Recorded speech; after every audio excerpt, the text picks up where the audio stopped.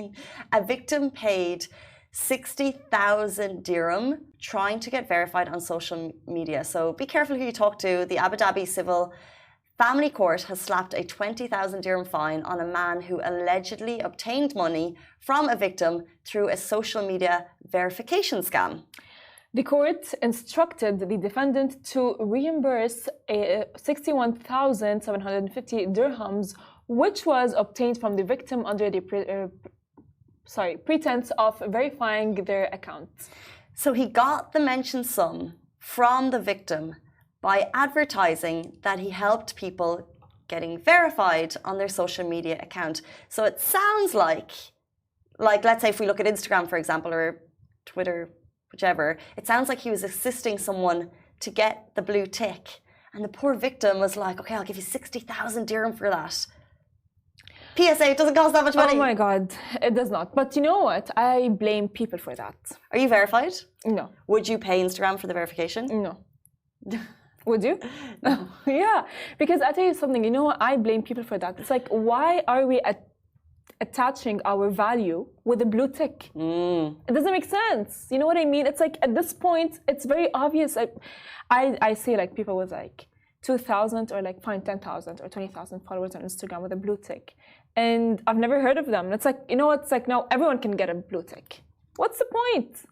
I feel like it's that Black Mirror episode, you know, when it's you go around and Black Mirror is that have you seen it, the TV show that imagines various realities in future directly related to a type of technology. So in this episode, it's related to followers. So your self-worth is totally based on your followers. So if you've got like 1 million followers and you smile at everyone, they'll give you some likes and back, and then your life is rosy. However, if like you have a bad day and you're mean to someone, you'll get some dislikes, you'll lose followers, and your whole self-worth and like value of yourself declines massively, and it's just miserable. But that's nearly what we're seeing with people who are like, okay, I'm going to pay for the blue tick, and it's like, it's strength. No, although on one side I see why it might work in terms of like business purposes. Maybe you want to value if people are investing in their personal brand, having a blue tick is helpful. I think if it's a personal thing, probably not worth it. I mean, I don't know, but like at this point, it just like really bothers me because everyone is just attaching their value to this blue tick.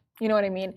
And I see it happen, by the way, like not only with like social media, with my friends as well. It's like, oh, you know what? It's like, I know you and you know me and I know who you are. So why are you paying for the blue tick? It doesn't make sense. You know what I mean? Like, fine, I understand if this is like your personal brand and so on.